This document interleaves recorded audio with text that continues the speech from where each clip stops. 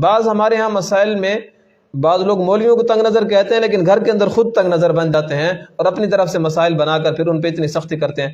جیسے کہ میں نے آپ کو ایک مسئلہ بتایا تھا کہ چرپائی اگر پڑی ہے اور چرپائی پہ کوئی بندہ بیٹھا ہے تو ہمارے یہاں عوام کیا کہتی ہے؟ نماز نہ پڑھو، اس کا جنازہ ہو جائے گا۔ ارے جنازے میں رکوع ہوتا ہے، جنازے میں سجدہ ہوتا ہے، جنازے میں اتحیات ہوتی ہے۔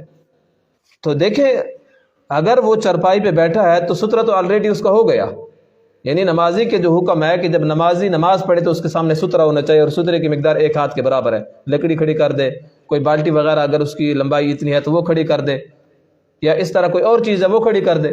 تو جب چرپائی پہ بندہ بیٹھا ہے تو اس کا تو پایا اتنا ہی ہوتا ہے، پاوا کھڑے تو پاوا اتنا ہو دے، اس طرح پایا ہی ہوتا ہے، تو وہ تو سترہ آلریڈی ہو گیا۔ نمبر 2 جو میں دلیل آپ کو دینے لگا ہوں کہ اگر آپ کے سامنے کوئی بندہ چارپائی پہ بیٹھا ہو یا چارپائی پہ لیٹا ہو تو بغیر کسی شک و شبہ کے، بغیر کراہت کے آپ نماز پڑھ سکتے ہیں، کسی قسم کے ثواب کے اندر فرق نہیں آتا۔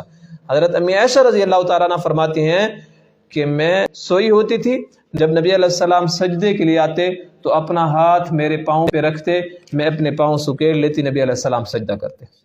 تو اس کا مطلب کہ نبی علیہ السلام نماز ادا کر رہے ہیں اور حضرت امی عائشہ رضی اللہ تعالیٰ عنہ سامنے سوئی ہوئی ہیں، چونکہ کمرہ چھوٹا سا تھا۔